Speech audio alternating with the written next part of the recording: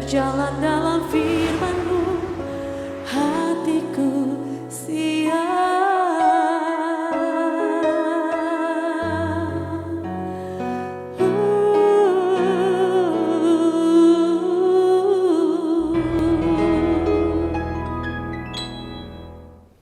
Salam, God lover yang dikasih oleh Tuhan. Senang boleh kembali berjumpa dengan saudara semua dalam program Rest and God malam hari ini bersama Diaspora TV. Setelah melewati berbagai kesibukan sepanjang hari ini, mungkin ada situasi tertentu yang membuat jiwa saudara menjadi letih lesu dan berbeban berat. Jangan menyerah, sebab Tuhan mengundang kita semua untuk mengalami kelegaan setiap hari. Tuhan Yesus berkata, "Marilah kepadaku semua yang letih lesu dan berbeban berat, aku akan memberi kelegaan kepadamu." Mari kita responi undangan Tuhan ini, kita datang kepadanya dalam doa.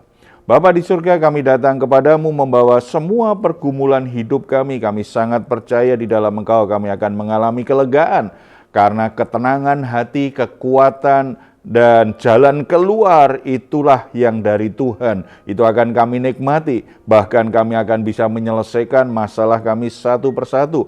Dan kami boleh alami kebebasan, kemenangan di dalam Engkau. Bapa, sebelum kami beristirahat, kami rindu untuk mendengar firman-Mu. Mari Engkau berbicara lewat pemberitaan firman Tuhan hari ini dalam nama Tuhan Yesus. Amin.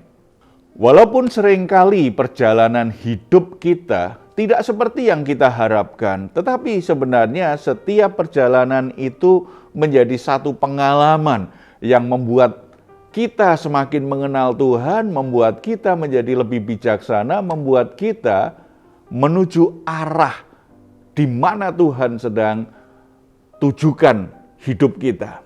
Saudara-saudara, kita akan membuka Kisah Para Rasul pasal 27 ayat 1 sampai 13.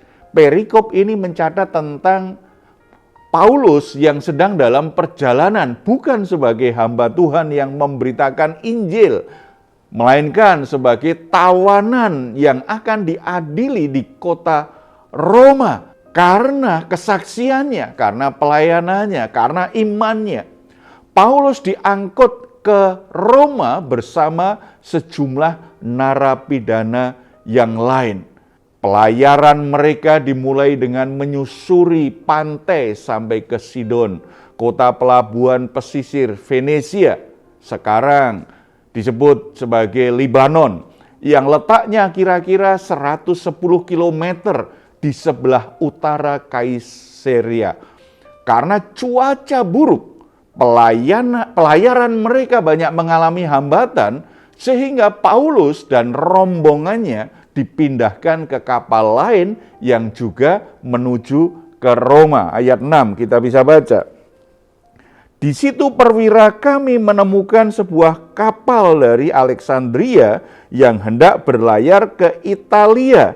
Ia memindahkan kami ke kapal itu. Jadi situasinya memang mereka harus pindah ke kapal yang lain. Setelah beberapa hari berjuang melawan angin, kapal ini pun juga harus berlindung di balik pulau Kreta, pulau yang cukup besar di Laut Tengah, dan tiba di sebuah pelabuhan kecil yang disebut Pelabuhan Indah. Karena perjalanannya semakin berbahaya, kemudian Paulus memberanikan diri untuk memberi peringatan kepada Julius, perwira yang mengawalnya, supaya mereka menunda keberangkatannya. Saudara-saudara, aku lihat bahwa pelayaran kita akan mendatangkan kesukaran-kesukaran dan kerugian besar, bukan saja bagi muatan dan kapal, tetapi juga bagi nyawa kita. Ayat 11 dan 12. Tetapi perwira itu lebih percaya kepada jurumudi dan nahkoda daripada kepada perkataan Paulus. Karena pelabuhan itu tidak baik untuk tinggal di situ selama musim dingin, maka kebanyakan dari mereka lebih setuju untuk berlayar terus dan mencoba mencapai kota Fenik untuk tinggal di situ selama musim dingin. Kota Fenik adalah sebuah pelabuhan Pulau Kreta yang terbuka ke arah barat daya dan ke arah barat laut. Saudara-saudara, Paulus memberi masukan kepada perwira tersebut. Tetapi ternyata perwira itu lebih percaya pendapat jurumudi dan nahkoda karena memang mereka orang yang profesional. Akhirnya rombongan tersebut memutuskan untuk melanjutkan pelayaran mereka, satu keputusan yang akan mereka sesali kemudian. Saudara-saudara, dari perikop ini kita bisa melihat ya, situasi perjalanannya memang tidak baik. Tetapi mereka tetap ada orang-orang yang bersikap positif walaupun ada pendapat yang tidak disetujui. Kalau kita perhatikan ayat 3, pada keesokan harinya kami singgah di Sidon, Yulius memperlakukan Paulus dengan ramah dan memperbolehkannya mengunjungi sahabat-sahabatnya supaya mereka melengkapkan keperluannya. Perwira yang memimpin perjalanan bersikap positif terhadap Paulus, padahal Paulus narapidana. Kemudian Paulus pun juga bersikap positif. Dia tidak pasif tuh ketika ada hambatan, kapalnya banyak mengalami tantangan karena ombak yang begitu besar, karena badai yang datang. Dia tetap positif. Dia sepertinya menempatkan dirinya sebagai bagian dari perjalanan itu. Dia memberi masukan dalam hikmat Tuhan. Saudara, sikap positif ini penting. Apalagi ketika perjalanan mereka ternyata menghadapi tantangan, rintangan, dan badai yang begitu berat. Sikap positif itu penting. Demikian juga dalam perjalanan hidup kita untuk menggenapi rencana Tuhan. Tidak selalu kita disertai dengan orang-orang baik. Dan tidak selalu juga kita menghadapi situasi yang selalu baik-baik saja.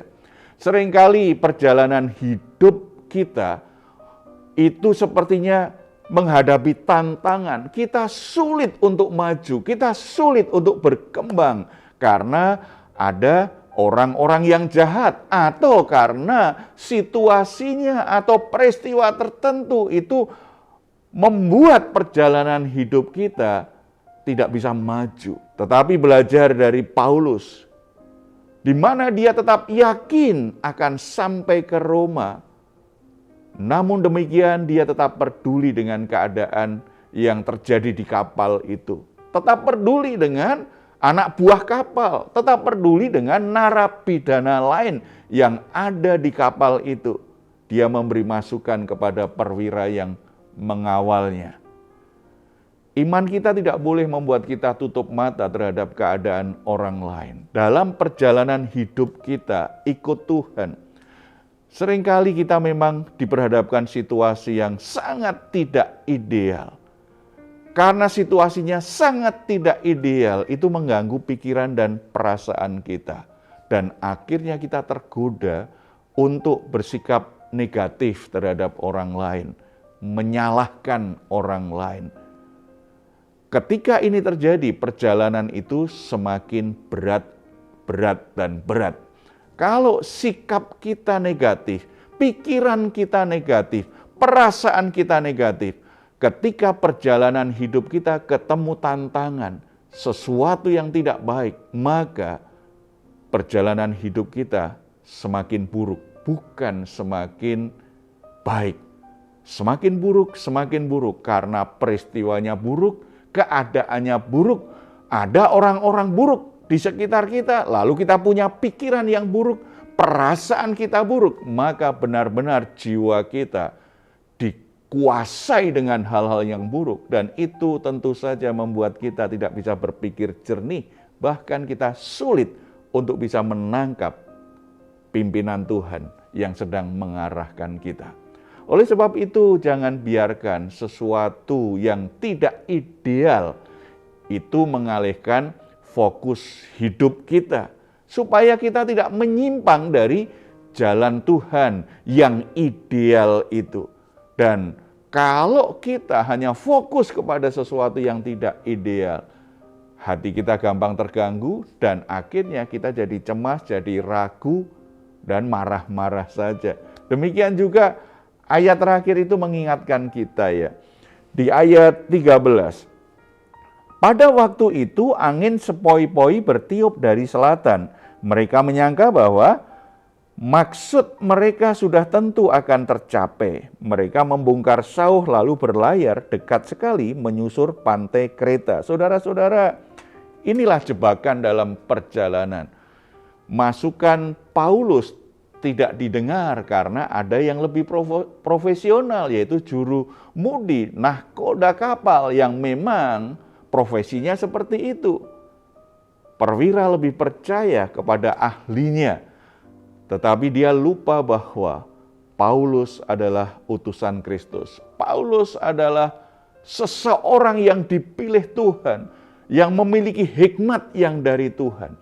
Masukannya mungkin berbeda dari ahlinya, tetapi ternyata masukan dari Paulus ini, hamba Kristus ini, lebih tepat, lebih benar.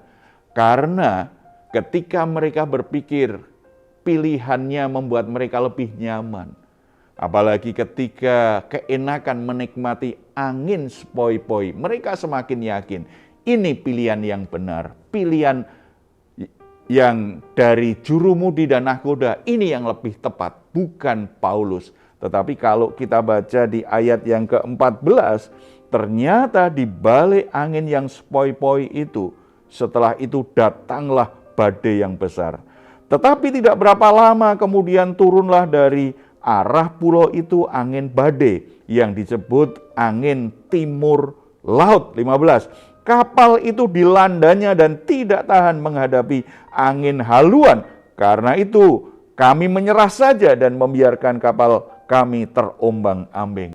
Penting bagi kita untuk selalu waspada tentang kenyamanan dalam hidup ini.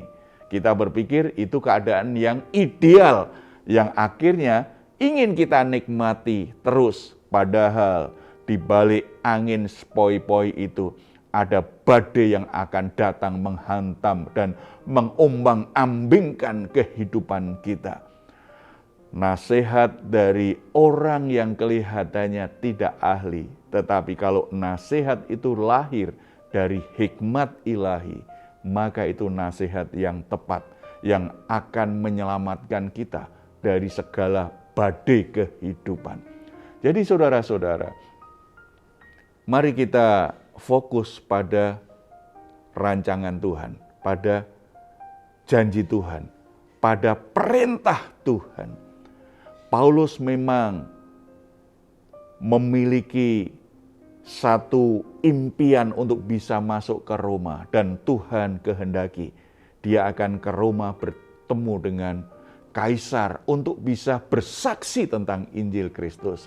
Walaupun caranya tidak ideal, harus jadi tawanan. Lalu dalam perjalanan mengalami badai yang hampir menenggelamkan mereka. Tetapi Paulus tetap fokus, tetap positif dengan semua apa yang terjadi dalam hidupnya. Kiranya kita juga belajar dari Paulus.